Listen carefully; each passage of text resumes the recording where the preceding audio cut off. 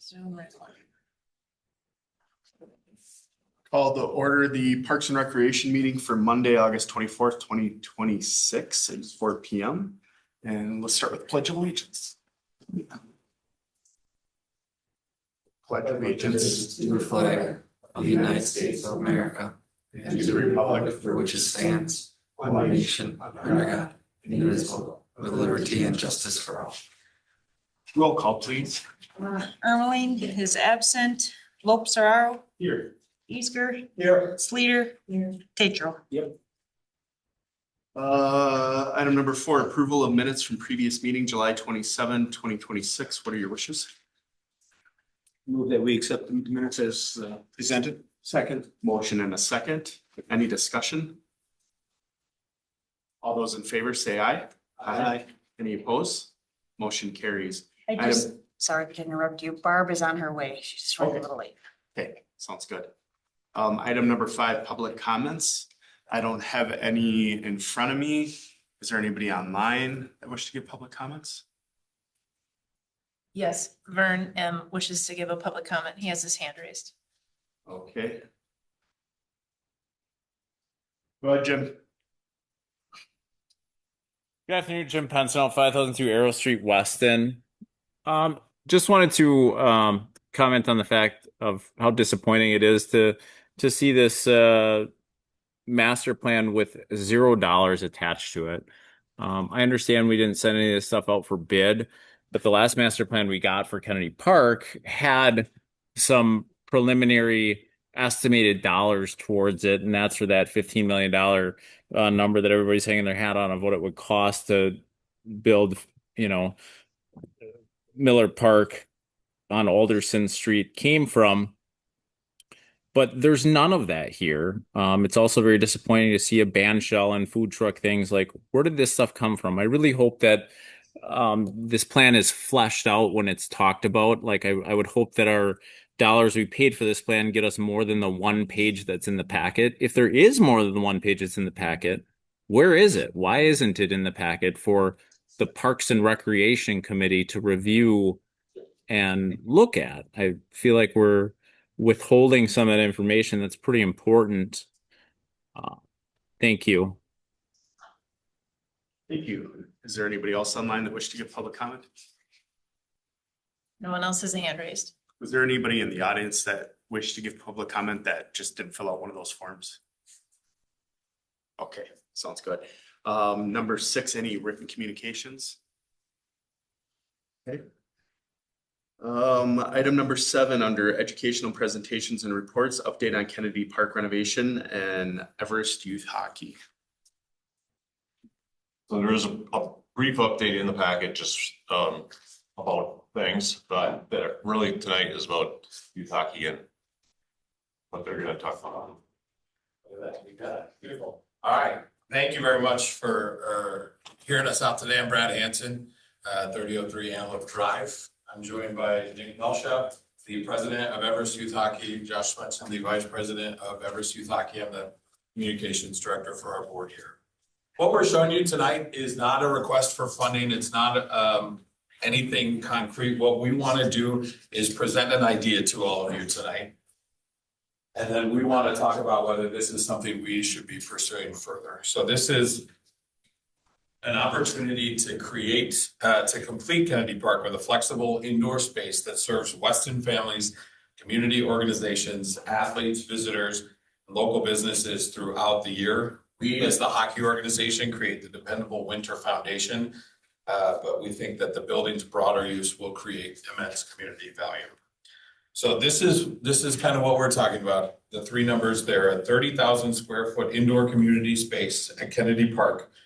As I said, our vision is an all-year park for all of Weston, with winter ice as one important use, but not the only use. So we know that Kennedy Park already serves many parts of our community.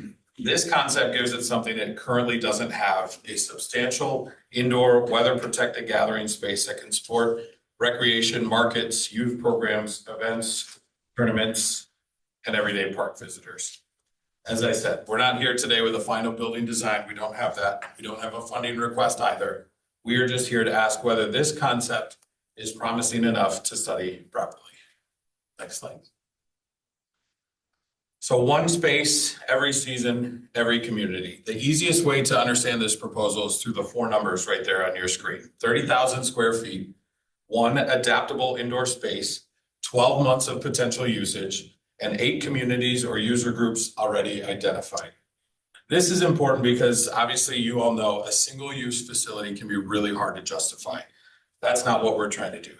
Hockey and skating will create the concentrated winter use, but the remaining seasons create opportunities for sports, markets, schools, childcare, camps, all kinds. I mean, the possibilities are endless, what we could use this space for. So the question is not simply whether Weston needs more ice. The question is whether Weston could benefit from a flexible indoor space that happens to use ice as its winter configuration. If this concept is going to work, it needs to fit naturally into the park. We believe that it does. Next slide. So the northwest corner completed.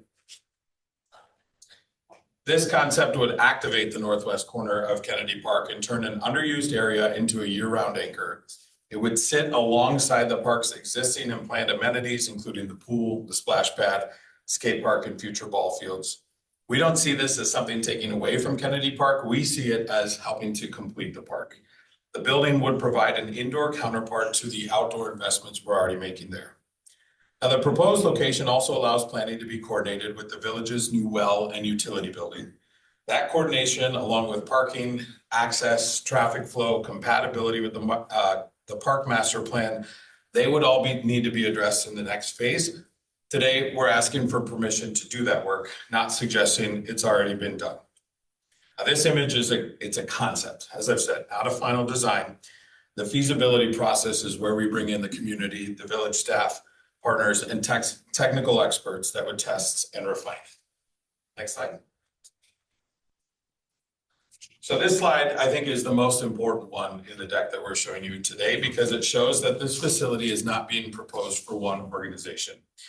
Everest Youth Hockey and Central Wisconsin Storm would provide the winter base, but the building, as we've talked about, could support a year-round farmers market, indoor sports fields, school district programs, park visitors, Green Heck Turner overflow, village needs, and general community needs. For residents who never put on skates, like me, even though my daughter does, that building could still matter. It could mean restrooms and shelter while using the park, a warm place during cold weather activities, an indoor home for a market when the weather doesn't cooperate, which happens often here in north central Wisconsin, 44 degrees in August, no thanks. The best version of this project is not a building that other groups are occasionally allowed to use. It's a community building whose annual operating calendar is intentionally built around multiple users. And one point of note here, even though this is a building we want to see used year-round, hockey is a big part of this, and hockey continues to grow across the nation. We've seen almost 40,000 new skaters across the U.S. in just the last 4 seasons alone. And girls hockey is a big part of that too. Something we talk a lot about in our organization, but participation in girls hockey has grown almost 40% nationwide just in the last decade. And it continues to grow, and we're seeing that right here at home. Next slide. So we've talked about this. We're going to continue to talk about this because this is an important point. This building will get 12 months of use. From December through March, winter ice could support hockey, skating, home programs, tournaments, and third-party rentals. Spring provides flexibility. Maybe it's more hockey, maybe it's indoor field sports, recreations, other events. And then summer opens us up to an entirely different set of possibilities. Farmers markets, camps, childcare overflow, gatherings, community programs. And then in the fall, we can go back to that indoor recreation, markets, practices, events before the ice returns. Next slide. So we want to be very clear about the decision in front of this committee today. The payoff, this is a concept stage proposal. The northwest corner has been identified, a coalition is forming, and several prospective users have been identified. But as I've said, we don't have a final design, we don't have capital costs, we don't have operating model, traffic study, or funding package. We don't have any of that. We are asking for 2 things. First, an endorsement of the concept as worthy of further study. And second, support for developing a feasibility and operating plan that can be presented to the village board. Again, we're not asking for money today. A vote to continue is not a commitment to construct the building. It's just a green light to replace the assumptions that we've talked about today with data and bring a proposal to the village that they can evaluate responsibly. We believe those questions deserve answers, and today we're asking for the opportunity to develop them. Question? Next slide. So I'd like to leave you with the phrase on the screen. One space, every season, every community. Youth hockey is growing. It's popular. Girls hockey is expanding. Our local programs need dependable ice. They need additional capacity. And that would create new possibilities for practices, participations, events, and tournaments, which would also be a big money raiser for the village. But this proposal reaches beyond hockey. It could create an indoor home for markets and recreation, support school and childcare programming, improve the experience of every Kennedy Park visitor, and give Weston another way to bring families into our hotels, restaurants, and businesses. Again, we're not asking you to approve a completed budget tonight. We're just asking you to endorse a promising community concept and allow the coalition to build the facts, partnerships, operating plan, and financial model needed for the next decision. More ice is part of that need, but more community capacity is the opportunity. Thank you. Any questions or comments or? So obviously we have GTCC that's very nearby, that provides a lot of these amenities. How do you see this complementing that? And I guess what's the need that drives this additional facility? Yeah, it's a great question, and Nick, we, just name and address for the record. Right. so apologies, Nick Melsha, President Everest Youth Hockey, 1046 Gardner Park Road, Croninwetter, Wisconsin. Not quite Weston, but close enough. Thank you. You know, we meet with Josh and I, actually, our Vice President is here as well. Yeah. Say introduce. Municipal team. We meet with Aaron Moll, the facility director, as well as some of the district employees but on a bi-weekly basis to discuss the synergies between our two organizations. Purely from a hockey perspective, we have a thing called the ADM model, which is a national guidance that sets standards for how much practice and ice time a group of young athletes should have. Unfortunately, our organization, based on our growth over the last 5 years, is wildly below that. We're about 33% below what that ADM model would be able to offer. So purely from a hockey perspective, we need more ice time, as does Wausau, as does really any other youth organization. But I think the beauty and the benefit of this is when we talk to folks like Aaron Moll, and we talked about what the Green Heck Turner Community Center brings to the community, there is a great palate and appetite for more resources. Their turf is already fully booked out. Their venture care has about 50 students, youngsters that are on a waiting list. They used outdoor facilities last year because unfortunately they just didn't have enough indoor facilities and restrooms. So there's a lot of synergy between the two organizations, that being Green Heck and then the concept of this and how they would supplement each other's, or actually supplement the existing resources that exist at Green Heck.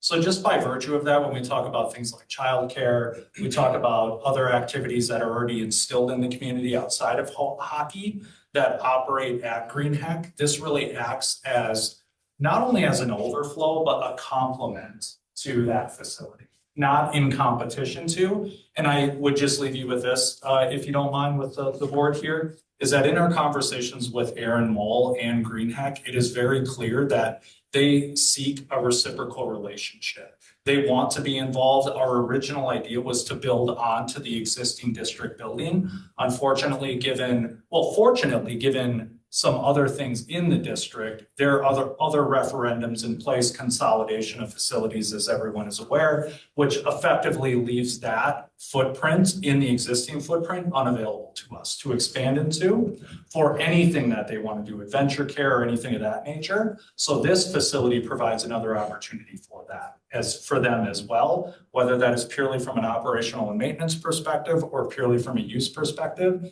They're open to all options. Thank you. Scott? My question would be, and it's the big dollar question, is what are you guys gonna look at doing for fundraising? How are you guys gonna contribute to the cost of this?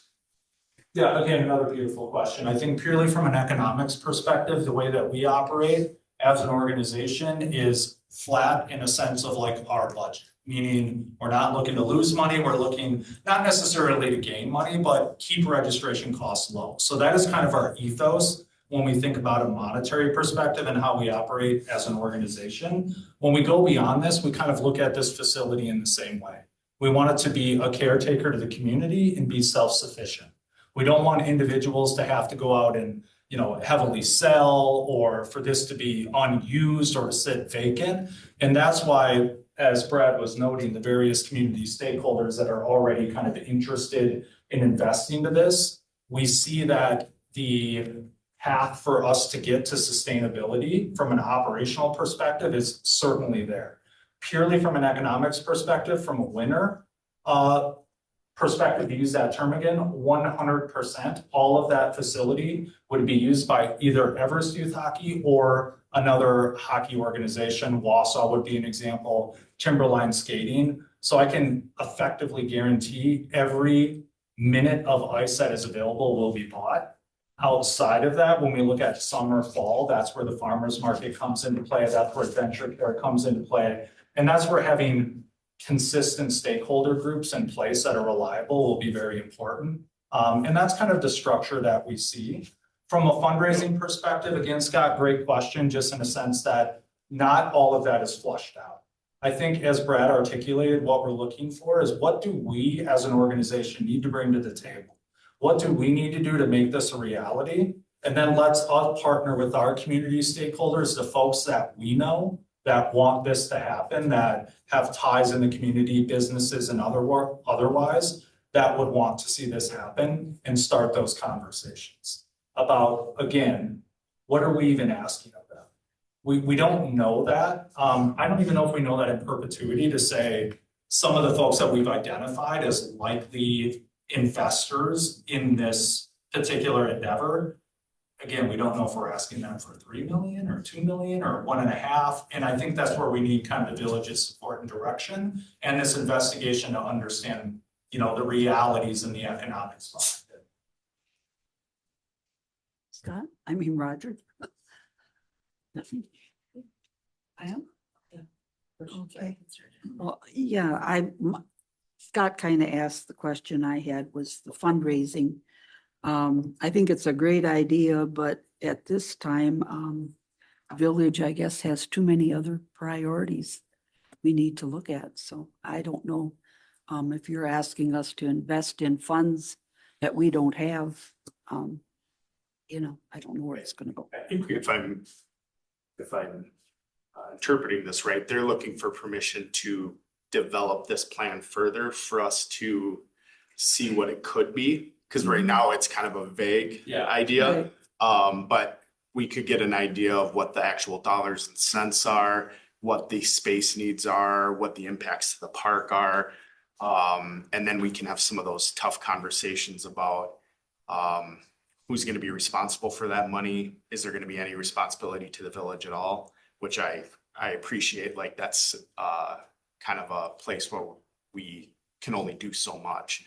But I think our ability to just let it be explored doesn't harm us. It helps us answer some of the questions we're already trying to figure out, which is what do we do with this park? Right. And then just close some of the gaps that we've been trying to answer, which is what do we do about skating there? What do we do about parking there? Because certainly there's going to be a parking need for this facility, and that might help answer some of the questions we have for some of the other things there. So from my perspective, I don't see the harm in letting them explore this further. Right. I don't have a problem with exploring as long as there isn't any money involved at this point. Yeah, Barb, I think it's a very fair point and a very fair question. And I think it complements, Scott, your question in terms of central viability and future viability.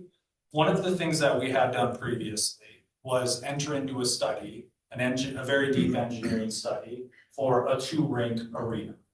This was something that we conducted internally last year and spent about $30,000 out of our organization to explore it. That included all of the financing through effectively a 3 to 5 year window to say, what would we need to sell from an ICE perspective? What sort of stakeholders would we need to bring in? Ultimately, that group evolved into Central Wisconsin ICE, if you're familiar with those individuals, and they're still looking to kind of forego in that venture. The reason why that didn't work for us was because we are tied to Greenhack. We love Greenhack. That's our home. This, again, as I note, being a supplement or an in addition to, that's kind of the way that this works. And I bring up that economic study because it was very thorough and very deep. And we were very confident that just by virtue of hockey alone, it would be sustainable. That wouldn't include any of the other revenue streams if this became a 12-year or 12-month facility, if you will. Now to expand upon the other piece, because I don't think I was clear on this, and I apologize for that. We, in the conversations that we had leading up to this meeting, was effectively exactly as you said, Louis, and that was, we need to understand what we're entering into and what we need in principle. So again, we're not asking for any funding or money or anything of that nature. In fact, Everest would like to lead the charge financially in doing this pursuit, in doing the deep research. I think where the partnership comes into play is the architecture behind it in the sense of the overall strategy for the park. How does this complement the park? Does the farmers market, is this a viable option for them?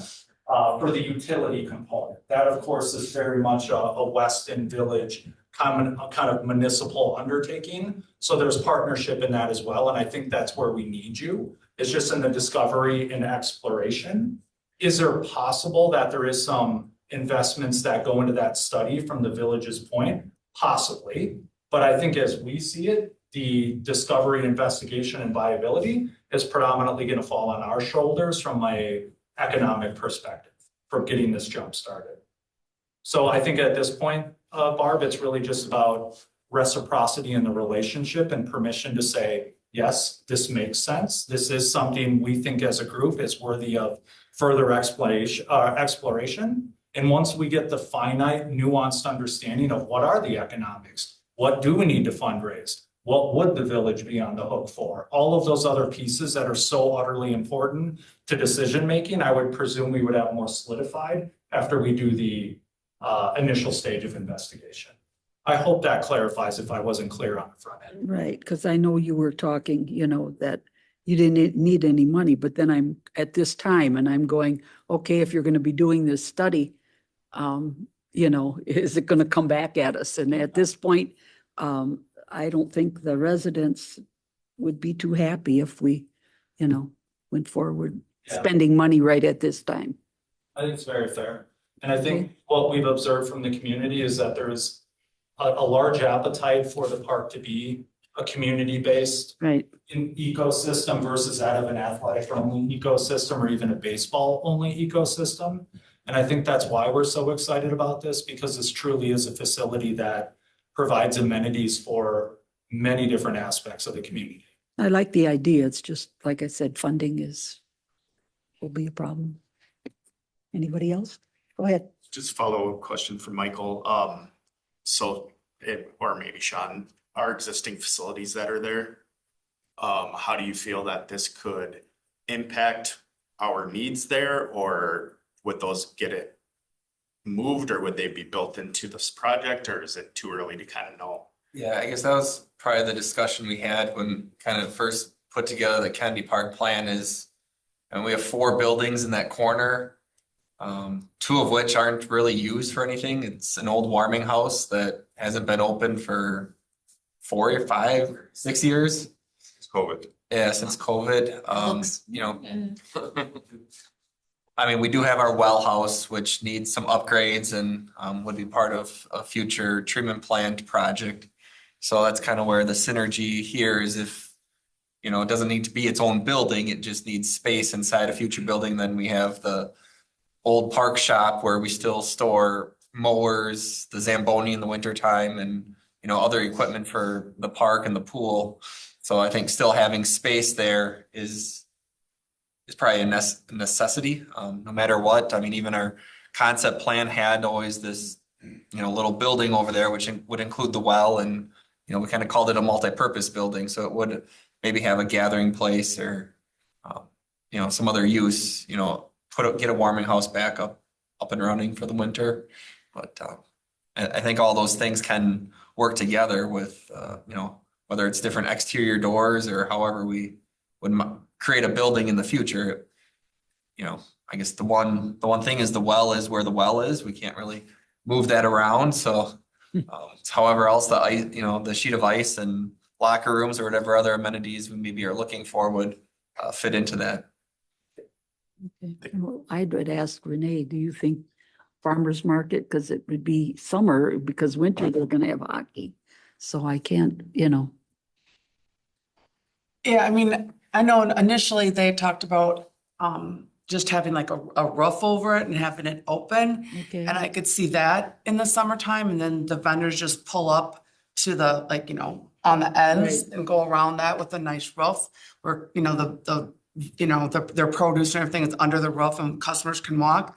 If it's closed up, I don't necessarily see that as being able to be using that in the summer. I was just kind of in my head trying to figure out how that would work, so, okay. May I add a comment to that, Sure. please? Yeah.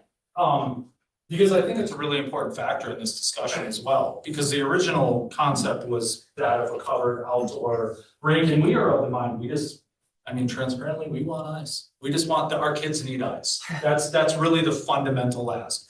We would throw a garage out with a sheet of ice or have it open if that would serve us. In all of the conversations that we've had with Aaron and some of the national rink directors that Aaron Moll from Green Heck knows as well, we've had deep conversations about the viability of an uncovered outdoor rink, not possible.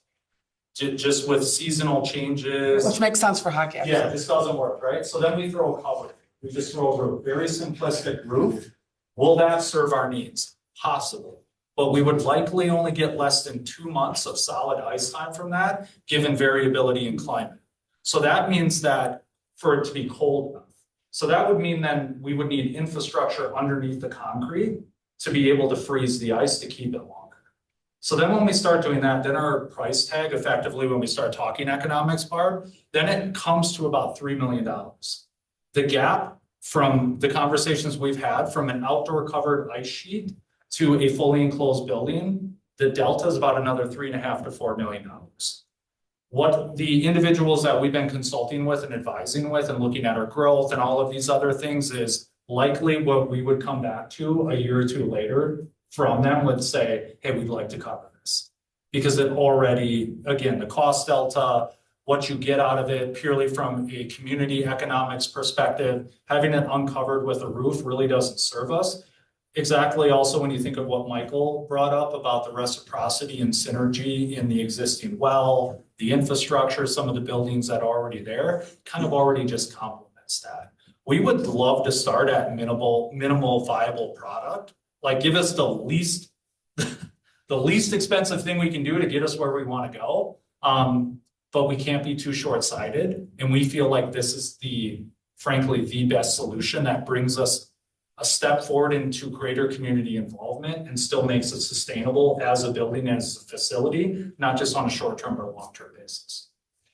There'd be a piece of architecture we'd still have to work out. Is it possible to do garage doors where they could back into? That's what I was Anago has Yeah. a beautiful shelter that they run their farmers market out of. That's garage doors. Everyone is still set up inside. It's still ADA accessible. It's still flat. It's, Yeah, because I was gonna say, I didn't know, because I know like last board meeting, they talked about like, even the pools, like, you have an indoor pool, but then you like can open it up like with the high school and Yeah, us, and then you open the sides and then there's still the sun or whatever. exactly. And if you've been up to, the name escapes me right now, the farmer's market up there.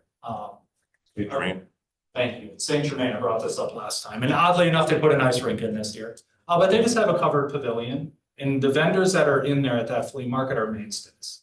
They pay a little more. They're on a concrete slab. It's by the concession stands. So inherently, they do a little better than the folks that are like out in the fields. And that's effectively how this kind of looks too, is where you have the building with the large garage doors, as you noted. So those permanent spaces are accounted for, right? Sold at a premium. And then regardless of whether those vendors are always going to be there, rain, shine, or otherwise. And then you still have the complement of like the outdoor parking lot or fields that other vendors can come, but it only works for me, like you said, if it's accessible. If it's a closed off building, that's not gonna work. It has to have big accessible garage doors, that's how it is. Okay, any other questions or comments? I guess- John, did you have anything? Okay. Oh, I'm sorry, Scott. One other comment, I guess. I think you should, when you do this, you look at the big, this is what we really want, and this is where we could maybe settle, because it'd be better, that we could maybe pallet this idea at a lower cost rather than the higher costs.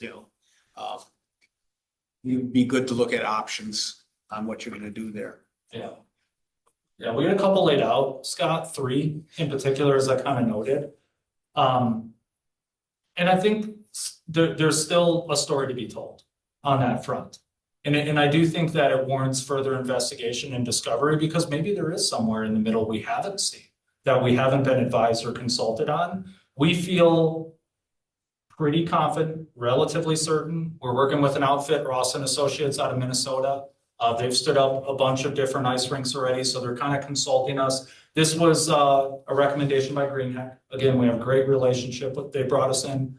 And these other folks have been kind of giving us the variable options to say, if you do it this way, we did this in River Falls, it'll cost you about this. If you do it here, it'll cost you about X. So Scott, we have like a decent feel of that.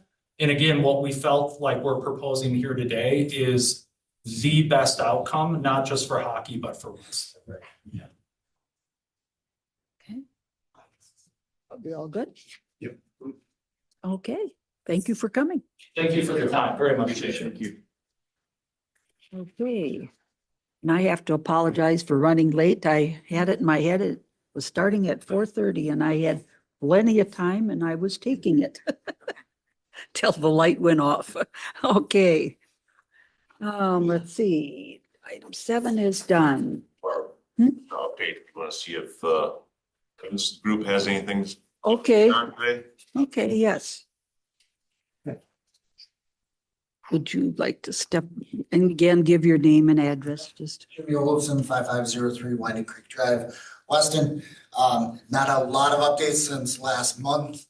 We've had a handful of discussions in the last month discussing totally in support of youth hockey. I have a hockey player as well, so it helps out a lot when our youth organizations can come together on priorities and looking at different ways that we would share space, alter plans, willing to look at altering plans and taking on that cost ourselves and how that might change whatever the plan might be in the future, but looking to work with the hockey group as well. Okay.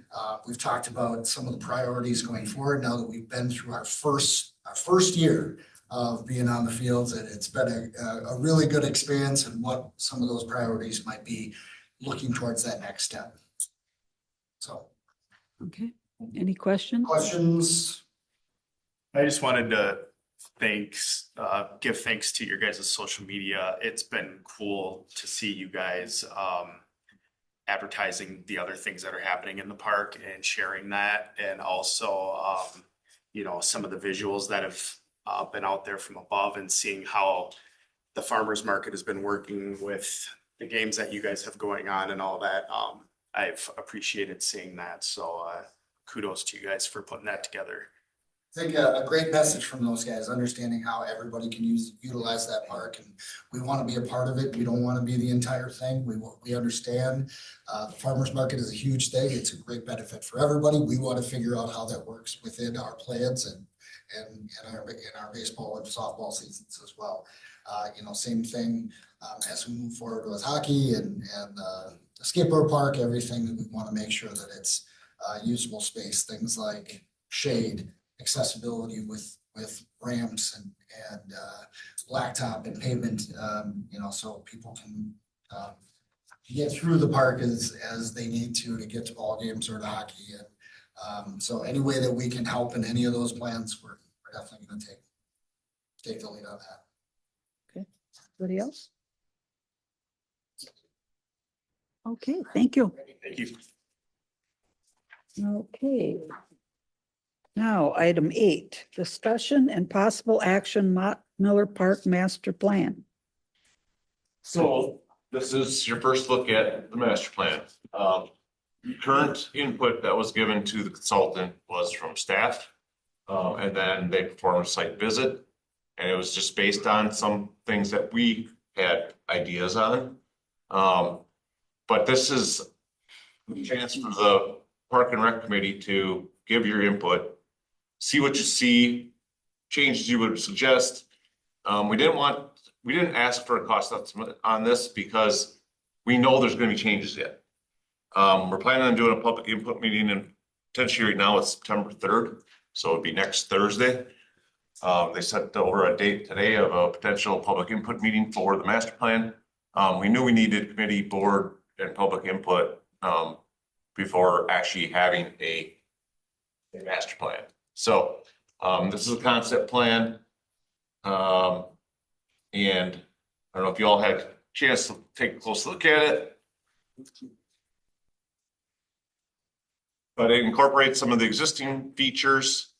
So like the drainage area in the northeast corner, the 3 T-ball fields, the existing large field. So all the number 3s are existing. Number 2, shelter would stay, restrooms would stay. Does have the addition of an additional playground, walking trails, expanded walking trails, pickleball, and then pickleball with a shade area and a parking lot. Restrooms are right there, right across the street right across the entry road. So, and then like an outdoor fitness area should be like number 7. And then 9 is the food truck pavilion area. And what we did was expand upon what we're already doing out there the last 2 summers with the Tuesday night concert series. Where right now they set up underneath the shelter, people are just sitting in the grass. That's how this is set up. So the seating area is actually the grass area, number 11. So you literally, the band shell would be 10, and then you'd sit out in the grass to the northwest. But there'd be a restroom facility and a usable shelter also in that area. So we'd have 2 reservable areas out at Mock Miller Park. And Mock Miller is our most booked shelter still? It is, yes. Our highest revenue park for park rentals is Mock Miller.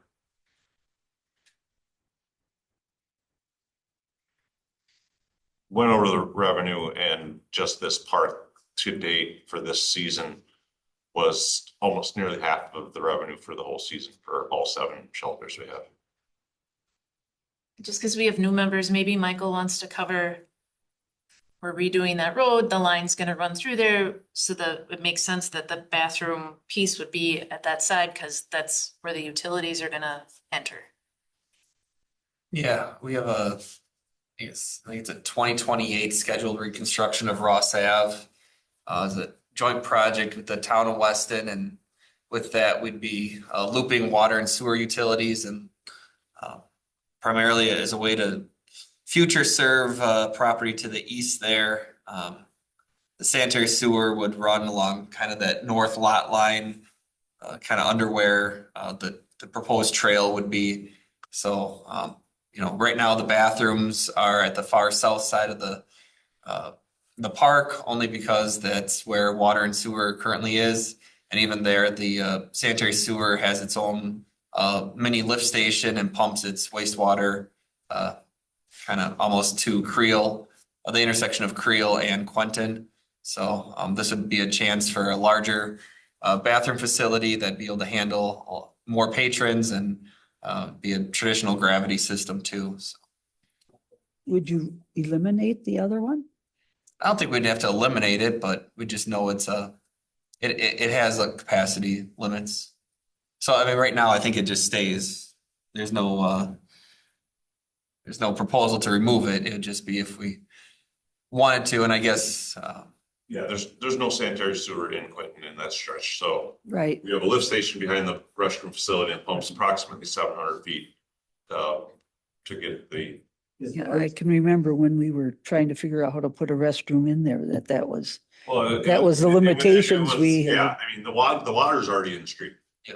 It's just the sewer one. Right. So, But yeah, I was just wondering, well, because you got them on two separate ends of the park, that it would make sense to keep the old one and then just put in the newer one. Correct, yeah. Because I know different people have commented, it's a long walk, you gotta start early. You know, but this is one of the reasons why you do a master plan. So this will any future development that would take place, there is a plan for it, and we're using space needs, et cetera, to plan the future development of the park. And then as committees and board members change, staff still has a plan that can be utilized for the development in the future. out of curiosity on the pickleball, how much land does a pickleball court? I mean, I don't recall offhand. okay, because I Four often, courts is approximately, what is it, about 2/3 the size of a tennis court, so it'd be like maybe 3 full tennis court size. It's okay, not a huge amount of space. okay. Well, no, the only reason I was kind of questioning is I often thought if we were reworking Kennedy Park, if there was a, you know, So That- we've talked about Kennedy Park, but the thing is the noise from pickleball. okay, yes, there was a reason and I couldn't remember what it was. Thank you. Yeah, the neighbors would not appreciate that noise. No. Unfortunately, Mockmiller is still relatively rural out there. So, you know, and. No, one of the- it's, After discussions with the pickleball, they're like, we need shade and we need water, restrooms close. And the proximity is why we chose that location for pickleball. We don't have pickleball grounds. So, right, no, I was just in my head with Kennedy Park with looking at different things we could do with some of the, maybe if we removed one baseball field and I was thinking, well, why couldn't, but I forgot about the noise element of it. They're pickleball at the high school now too, on the new there's tennis pickleball courts. on the new tennis courts, yeah. Okay, I mean, They were getting used most of the summer, like I drove through there nearly every day in the morning, so. instead of using the official detour. Yes, yeah, unofficial detour, yeah. It didn't say don't do it. Yeah. He's looking at the park It's stuff. not a- So any input you have, obviously you're welcome to attend the public input meeting. We would love to, for you to come and attend that. Where's that again? Hopefully September 3rd is not too soon, so we can get the word out and get some people coming to it. But I picked a handful of days over the next 3 to 4 weeks and sent it to them. And of course, they have to make it work in their schedules too. And so it'll be 6 o'clock on Thursday the 3rd. Thursday, the 3rd. But I also have to find out if staff is available. Guess the other piece before we have that is if the committee feels like we are on the right track. This is something that you want presented. There aren't big major things you think are missing or need to be. Any comments or there again? And really, our current user groups are Members Youth Baseball and the park users themselves. You know, the people that rent the park. And the acoustic concerts. Yeah, and the acoustic concerts. Which, you know, we did 6 weeks this year. We did 9 last year, right? Yeah, planning for 6 next year. Oh, that would be here, right? It will either be in this room or the training room. Okay, we're just kind of wondering. So, the parking lot, you're just looking at the existing footprint. Do we feel like that will, because we're kind of squeezing in a lot of things around it, do we feel like that will serve us for a long time, that space? It should. That's, the parking lot is approximately 100, what did they say? It was 140? 120. 120 stalls. Most of the groups we had out there, the biggest one we probably had this year was what, 100, 150 Jess? Oh, yeah, about 150 people. There's typically enough parking for a group that size, just because you don't all come in your own vehicle, Mhm. you know? So We think it would be sufficient, but we also would be adding, I think it's how many at the bottom one? 30 stalls down there. So there would be a little bit of overflow. They do suggest striping it and then putting arrows to direct traffic around it because of, right now it's, you can enter either end and there's no lines in the parking lot. So people don't necessarily park in uniform. Yeah, I know. I was at a party there this summer. And I think we felt like this is still sort of a rural park and it would still maintain that rural nature, even with the band shell there, that band shell would be, you know, it's not the 400 block, it would be a very modest stage. It would be something that would be more acoustic in style. We wouldn't be looking to, you know, have concert off the square there. It would still be. Yeah, we're not looking for a monster sound system and lighting and, you know. Do you think for that public information meeting, we could have an image of maybe what a concept of that band shell would look like so people can have in their mind? And maybe just a rough example of what that is, because I'm sure without that, people are only going to visualize the things they know. But to have an idea of how that would work, because I think certainly not a need for the park, but it would be really cool. Like if it's something that we could do that would supplement the acoustic series and things like that. I could definitely probably find some stuff online and present something that would be an idea, at least a concept. Rattler, I'm sure, has done some stuff in the past too. They might have some. Yeah, Are you gonna add any estimates on what this is gonna cost or? well, we will have an estimate. Yes. We actually have everybody agrees on. Okay. plan. So we didn't want them to have to go through the work of putting together a cost Right. estimate, and then you say, well, we don't want any of that. So then the cost estimate is useless at that point. Right. They spend time doing it, so, because you might have completely different ideas. You want to remove the pickleball, you want to remove, you know, or add something else. And, but we will have costs, projected costs with it when it's completed. Anything else? Scott? So with this master plan, we don't actually have to do everything at one time either. We could do like the pickleball area. You don't have to do any of it ever if you don't want. That's what. Yeah, I was just gonna- So I mean, it's just a concept, not that we're gonna go out and borrow money to do such a thing. It's just, hey, this is what could happen. And I think that when we present that to the public, that they have to realize that too, that we aren't spending any money other than with design concept. You know? Yeah, and we talked about why we're doing this is because the park is going through a change of use. You know, because baseball, you know, almost back and forth, they've been T-ball there for, well, Carson started playing T-ball there at 4, Been a long time. and he's 18 now, so we've been doing T-ball there a long time. The field use has changed a little bit, but they always need fields, even if it's not a game field, practice, because you have 5 games tonight going on at Kennedy Park. Well, there's travel teams that still need to practice. They still need fields. Besides, fields are being used for games. So we just want to make sure we develop it in the future properly and not just plop things in place. Because you know how that works, right? Like we've done that. Kennedy Park, I think, was built. It was built piece by piece without really the best ideas, how things are laid out.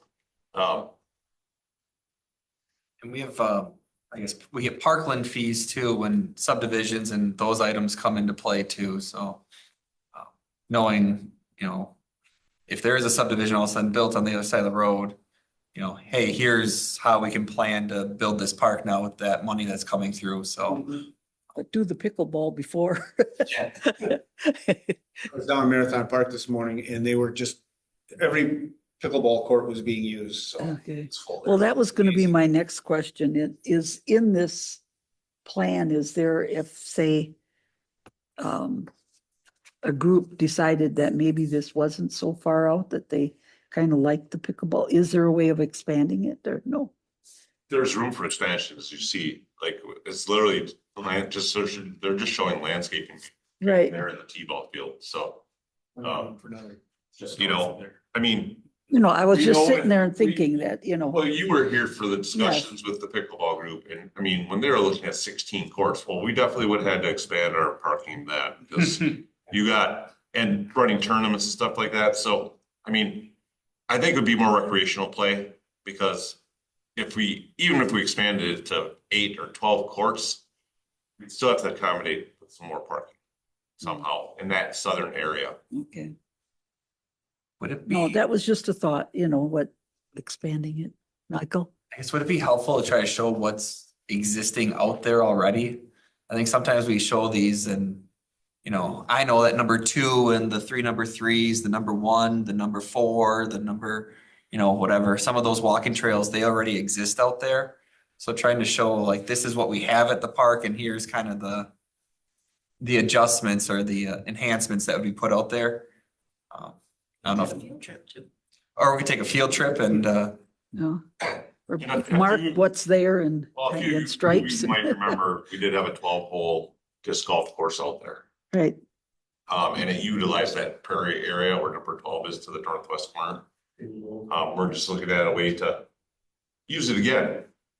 It'll be a nice natural area where people can walk the paths. And the red dotted one is approximately a 1 mile loop. So you'd have some sort of measurement instead of just going out there and walking it and have not really knowing. I mean, serious walkers probably have something on their wrist that tells them what they're doing, but It's about a mile now. it's about a mile. So. anything else? So with the, not planned, but, the concepts of subdivisions going into the east of there, some of the development that could happen, I guess, is there somewhere that you would wanna consider, in the plan, pedestrian accommodations for crossing Ross Avenue, like where that should occur and how that would cross into the park? There's actually, I think Michael said there's a multi-use path planned along Ross Avenue already. Oh, is there? yeah, so when that road gets reconstructed, the west side of Ross will have a multi-use path. So I mean, yeah, as if Quentin Street would get punched through and also be coming east-west, I guess we'd probably look at that spot and, depending on what happens, Paul's Ave is that unnamed road on the north side. So that'd be the other, kind of crossing area we could look at for, when there is something on the other side of the road to connect to, we'd make that, enhanced crossing at that time. Thanks. Anything else? So just another note is, so the number 6, the new playground to the west of the band shell, is we thought the playground complements right now when the acoustic series is going on. Because it's I mean, kids are on the playground when their parents are watching the performance, and it's right there. It's in close proximity, You so. always have younger Yeah. siblings that, Yeah, I mean, and we know it can function with baseball going on because the last week of baseball was always the first week of the acoustic series. And the parking and everything accommodated all the people coming to the concert and the 6 teams that were playing on the T-ball fields. Okay, any other questions?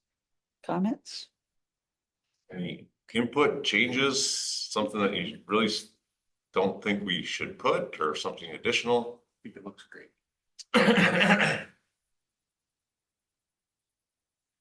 Yeah, I just had wondered if there was a way of, expanding a little bit, not that you would have tournament, but if that's really the only pickleball location we would have, right?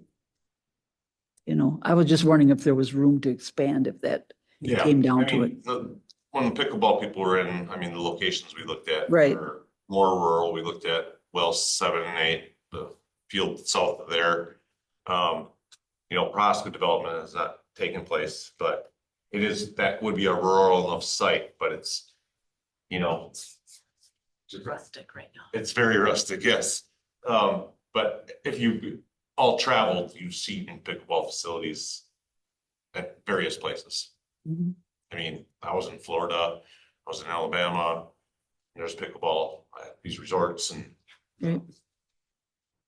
We could get another 4 courts in though, if we needed to there for sure. Right. I just was kind of wondering if there was left room for expansion on it or a little bit. Okay, anything else? Well, and we just talked about Kennedy. I mean, in the Kennedy master plan, there's, I think 4 T-ball fields. So someday if that does move and happen, then, you could march another 12, 16 pickleball courts right up the line there. And it could be something different, or maybe it's a soccer field or a rugby pitch or Right, something else that would evolve out there. okay. Any comments or questions or concerns? Okay, and you said the meeting will be, Tentatively scheduled for September 3rd at 6 o'clock. And I will send out a meeting invite. It will be, once we verify, we'll probably meet tomorrow. We'll discuss if that will work and then go from there. okay, Because there's a lot of September Mondays are booked because of budget meetings. mm-hmm, I think the one Monday we had open was next Monday and I was like, well, that's too soon. So 31st is open. Yeah. So, okay.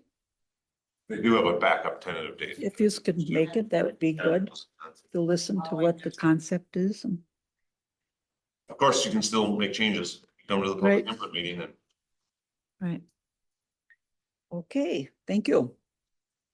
Future items, possible next meeting date is September 28th and September 3rd. September 3rd is 6 o'clock tentative, right? yes, that would be the public input meeting. for Right. The master plan. Right. Topics for future meetings. Anything anybody would like to see on there? Maybe just update on how the September 3rd meeting went. Remarks from committee members. Lou? We have his remarks from staff. Oh, Oh, yeah, I had a report in the packet. I guess my. yeah, in blueprint it even is. That's why I went Yeah. right over it. Yeah, so, I mean, a few updates. Of course, we wrapped up the pool season on the 16th. So I think staff was just a sigh of relief that that was it for the year. It was a week earlier than typical, but school starts tomorrow. Okay, I was gonna ask. I didn't hear the buses today and I No, thought, school starts thought tomorrow, stuff- so, okay. I mean, we would have had no staff to get ourselves through the weekend. okay, And I know Catholic school started today. So, yeah, so there's limited staff availability. For the most part, most of the college kids we know have already headed off to school. We're just limited that way. So, but yeah, a few updates in there. Pool contractor will be in this fall. And then with 2 projects, leak detection and then the pump valve replacement. So there'll be stuff taking place there again. okay. Oh, yes, good one. So last Thursday, Jessica Falkowski and myself completed the inspection on all 7 of the new playgrounds.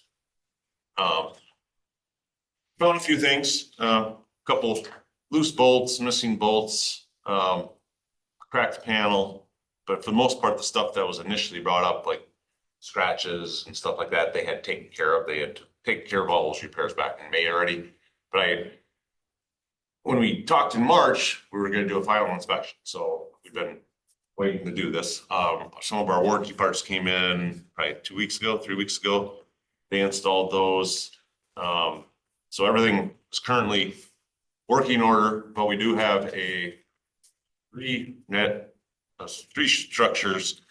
structure pieces at Sand Hill that need to be replaced. So they were gonna get in touch with the factory as far as warranting those. So, but What caused that to be? I mean, they're pretty new to be having, yeah, we're still waiting on a couple parts and they had not seen it. It's a very, very popular feature at the park. It's highly used. So it's at Sand Hill Meadows and when talking with them, it was possibly some people oversized got on it that They always figure. it's designed for 12-year-olds, up to 12, not necessarily 4 or 5 adults on it. Or big kids. Yeah, Can you So put up a sign? could possibly. I mean, I probably, if I looked at it, I wouldn't know I shouldn't go on it, you know. Go on it with my great grandkids, whatever. I think that'd be a challenge for most adults to even. Well, I haven't seen it. I Stands about just, this high and you have to climb in either through the Oh. mat underneath or you have to climb up over that bar. oh, okay. So, I mean, you can do it, but. No, I couldn't. You'd have to come and pick me up. Okay. All right. I'll just contact them and say, do they specifically put a weight limit on the spinning feature that's there? Yeah, I So- mean, you know, that at least if you had a sign or something Yeah. that maybe Yeah, I they mean- wouldn't pay attention to it, but at They- least they some probably- would. they probably- They may or they may not. We have weight limit signs at high school for our aquatic riders there because they used to snap them off every Yeah. year. Yeah. So Michael, have a comment? I was just gonna say, I don't know if you saw that email from PGA about coming back to take care of the I did, walls. I did, see that, yeah. Okay, so I know a couple meetings ago, maybe that it was mentioned that some of the what do I call it? The finish texture on the outfield walls or even the retaining walls at Kennedy Park were kind of had some areas where they were chipping off, so the contractor will be back this week to take care of those areas of concrete spalling. Yeah, he calls it the rubbing out of the walls will occur by the. Yeah.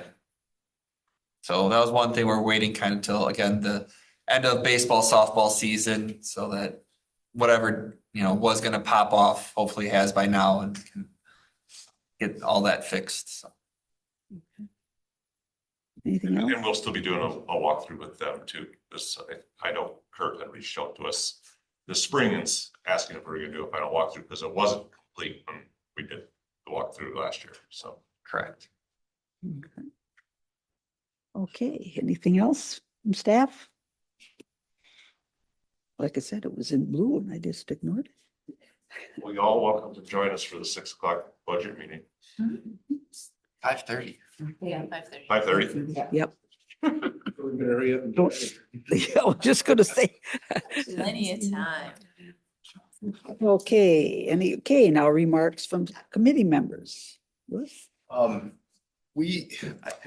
Husheng has brought up, in some of our future planning discussions about his desire to see the Mountain Bay State Trail expanded, beyond what it currently is. With that being a state trail system, I guess where do we stand in that, in our ability to make any decisions on that? Or is it more us just advocating what we would like to see to the necessary body? Or I'm curious, because he brings it up a lot and I'd like to, if there's something we can do, like how could we push that forward? Yeah, we've had that conversation. So Marathon County and the City of Wausau Parks Department takes care of the trail as that agreement with the state. And we have reached out to them and the individual from the state that would sort of give the approval. And I think that we all want the trail to be expanded. I think one piece we have to figure out is if the trail is expanded, then it's within it's a snowmobile trail in the winter. And is that essentially what we want, or are we looking to expand the trail for pedestrian use? Because I think there might be also the opportunity where then we would handle that piece of the trail. But we have had that conversation. We just need to circle back and get it more clear in writing who would maintain it and what that would mean for its usage. Okay. So there is a place for us in that conversation. Yes. It's just getting things. I think we've been encouraging the development of that, and I think part of it is their plans and priorities change too. Yeah. Because I know we've been talking about it for a long time. I've talked to the county about it. Jamie's talked to them about it. So it's just literally of punching through that portion from, basically from Mesker all the way to Camp Phillips. And we know they removed I don't know if anybody was around, but yes, most people were when they removed all the rails. Right, They removed all the steel rails there. So Yeah, I thought there was a plan originally that was, it was planned, talked about paving a portion of it and, I don't know if it's just tentative plans. I don't know if I along ever along saw- Corzine, you Yeah, know, I don't from know if I there. ever saw an actual, Okay, you know, Yeah, I mean, one of the hangups is the backup track. well, yeah, once you get Across the road. across Camp Phillips, that's still an active rail. So Right. that hasn't been purchased yet. And then, you know, kind of to the other point of if it is, you know, the state's trail, it does become a snowmobile trail. So are we better off as the village just putting our own trail in along Corzala or, you know, seeking if we can get a piece of that for our own use so that it could be more like it is between Ryan and Jay, where we have the asphalt path that is cleared throughout winter and, you know, is paved for, you know, that type of use. I had just looked it up. It's still in the state of Wisconsin there. yeah, yeah, I thought there was talk about turning it over to the county itself, but then that portion would be the county trail, not state. So I think there's just conversations that happen. It's in the state's name through Camp Phillips. On the other side, it's still in the railroad's name, but right. we want that too. We just need to get on the same page. We have on. But we do have we have asked to have a voice in that very much. Because it would also be interesting to speak with Foxy and find out like what their long-term plans are for that portion of railway and, you know, do they see themselves abandoning it in 10 years or do they say, no, this is part of our plan for a long time and maybe having some of that conversation, but I don't want to create a topic out of it. I just wanted to see where, Okay, thank you. okay, Scott, I have nothing else. Roger? Pam? Okay, the only thing I had is now that baseball season is over, I remember remarks after the tournaments about, and I couldn't figure out what kind of seeds were laying around. When my kids were in baseball, they chewed gum. So that we would put up like no seed, you know, no sunflower seeds or whatever. We had a brief discussion about it just due to, well, I don't know if we really had a discussion about it. It was brought up in a public comment. Right, And then Pam mentioned that a lot of the places she's gone to, they don't allow any of that. She's watched her son, the grandkids play baseball. I think Michael commented the same thing. We do have 2 signs that came with the turf as far as number one's like no metal cleats. And then no seeds, no gum, no food or drink. So we would have to probably set the limitation on what, like, you're not supposed to have anything more than water and sports drinks, you know, most of them have sports drink, not necessarily water, but they don't even allow that. That's on those signs. So I think we would have to just make a decision, make up our own. well, I just think What we want on it. before the season comes around again, that we have an idea, and I mean, I can imagine if there's a whole bunch of kids chewing on sunflower seeds and Well, spitting, it's not yeah, always the kids, it's the spectators, and I'm guilty. okay, And I thought we do a good job telling the teams not on the turf, but if parents are sitting in the stands and it's going in the grass, I think we have been like, but I I think just think it, if you don't want it, you gotta post it, because if it's not posted, it's free, right, you know? well, that's why I was thinking it, before the season comes around, that we need to look at that and put some kind of restrictions. I did drive over there after our last meeting and there were signs in the dugouts saying no seeds on the turf. And what I was seeing as far as seeds was in the dugouts, which, you know, yeah, it's gonna happen. And then there were also like, as I was there and it's an evening after our meeting, like there's families sitting there eating dinner, watching their kid practice baseball with dad, you know, so yeah, I think that's an important thing too. Like there's people using those fields all the time, not just the baseball users. Right. But you're right, like we should set expectations and make sure that the organization is following through with kind of, for a lack of better terms, like policing their own, like making sure things are being followed and then cleaned up afterward. But Right, from my perspective, I didn't find anything egregious going over there. I found it park. you know, yeah, but I just, you know, I just think we should maybe look at it now before the season gets I here. agree. Okay, That was what my remarks. Okay. Any announcements? All righty. I'll need a motion to adjourn. Motion by Scott, second by Roger. All in favor signify by saying aye. Opposed, so carried. We adjourn at 5:10.